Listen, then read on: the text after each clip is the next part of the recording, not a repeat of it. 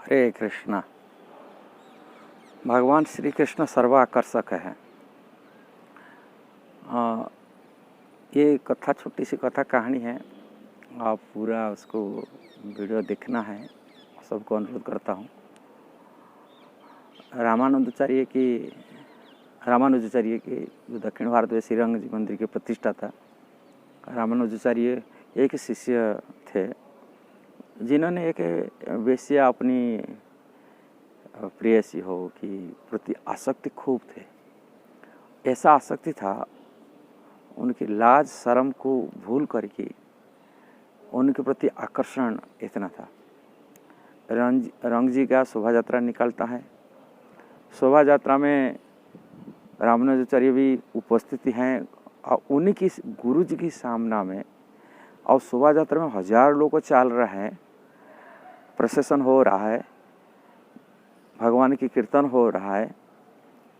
कीर्तन के बीच में अपनी प्रेयसी की रूप को, चेहरा को देखते हुए पीछे पीछे कर चल रहा है। हमें वीडियो मैंने फिल्म देखा हूँ उसको, वो इतना आकर्षित उसके था, भगवान को देखता है, ना भक्तों को देखता है, ना शोभा यात्रा को देखता है, ना समाज की लाज शर्म को देखता है।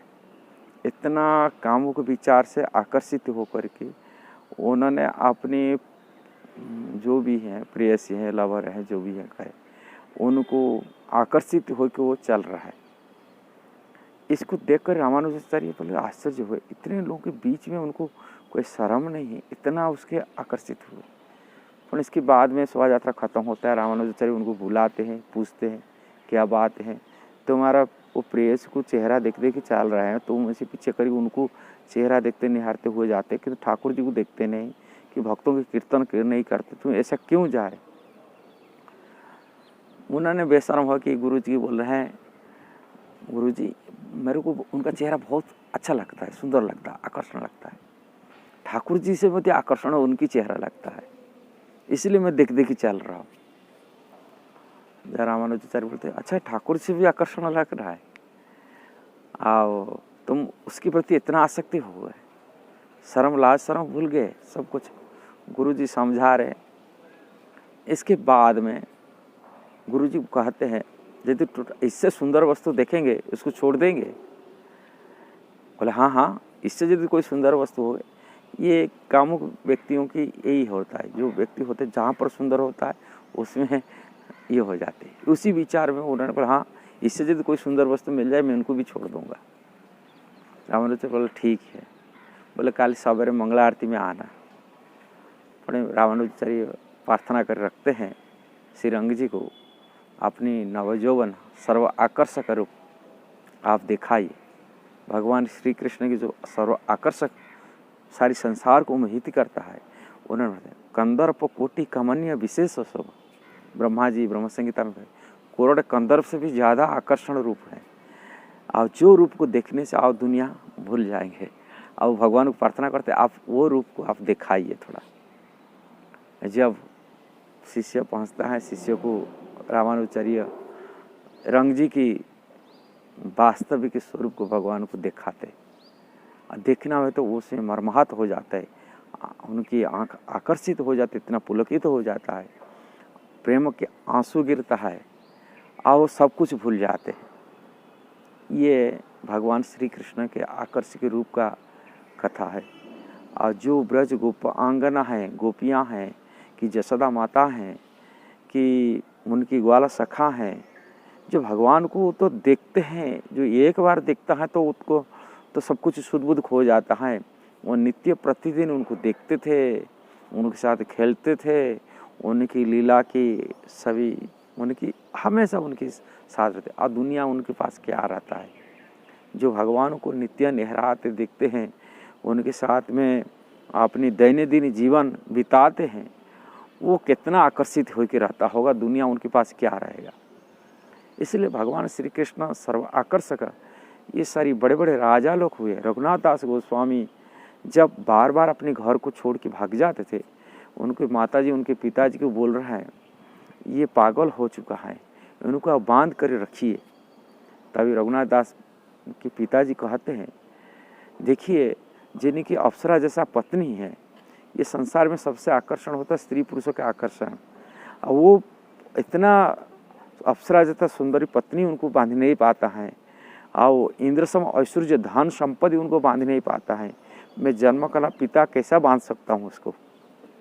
इसलिए श्री कृष्ण के आकर्षण जिसके प्रति हो जाता है, संसार पूरा उनकी बात है छूट जाता है। ये देखा जाता है, अनेक इतिहास की कथा आता है। बिल्लमल ठाकुर वेश्या प्रति आसक्ति थे, किंतु जब कृष्ण के आकर्षण उनको लग जाता है, कृष्ण की सब कुछ छोड़ जाते। सुखदेव गोस्वामी आकर्षण ब्रह्मानंद में था, ब्रह्म चिंतन निराकर ब्रह्म ज्योति में आकर्षण पड़ता है। जब वो सुने कृष्ण के गुण, उनकी लीला की श्लोक तो सुनते हैं, वो कहाँ हो। इसलिए बड़े बड़े उसको जिसको कहा जाता है आत्मा में सुख प्राप्ति करने के लिए आत्मारामश्च मुने, हाँ आत्माराम लोगों को माला को मन को भी हरण करने वाला। इसलिए श्री कृष्ण ही एकमात्र सर्व आकर्षक, जिसको प्राप्ति करने से संसार में कोई आप प्राप्ति करने का वस्तु बाकी नहीं रह जाता है। इसलिए श्री कृष्ण सर्वाकर्षक। भगवत गीता में भगवान कहते हैं जम लब्ध्वा चापरम नावधिक, जिनको प्राप्ति करने और कोई बाकी नहीं रहता है। ध्रुव महाराज जब भगवान को दर्शन करते हैं तभी बोलते मैं तो संसार की जो सुख, मैं दादाजी मेरे उनके दादाजी थे ब्रह्मा जी, ब्रह्मा जी से बड़ी श्रेष्ठ शक्ति प्राप्ति करने के लिए चाहता था, किंतु आपको दर्शन करने का मात्र में तो वो लगता है वो सब कांच के टुकड़ा है, किंतु मैं अभी नहीं चाहता हूँ।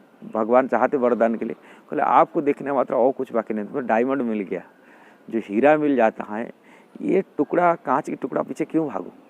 इसलिए मेरे को भगवान ये सब मत जाचना दीजिए, मत दीजिए वर, मेरे को कुछ नहीं वर चाहिए।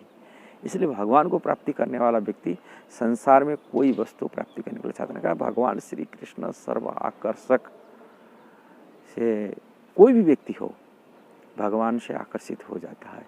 उनके सर्व आकर्षक रूप सौंदर्य हो कि गुण सौंदर्य हो कि लीला सौंदर्यता हो, नाम गुण लीला रूप सब कुछ उनकी आकर्षित करता संसार को, मैंने सभी लोग सारी जीव को, और इसलिए सभी मोहित हो जाते। सर्व आकर्षक कृष्ण। यदि वीडियो अच्छा लगा जरूर शेयर करिए, सब्सक्राइब करिए, लाइक कमेंट दीजिए। हरे कृष्णा।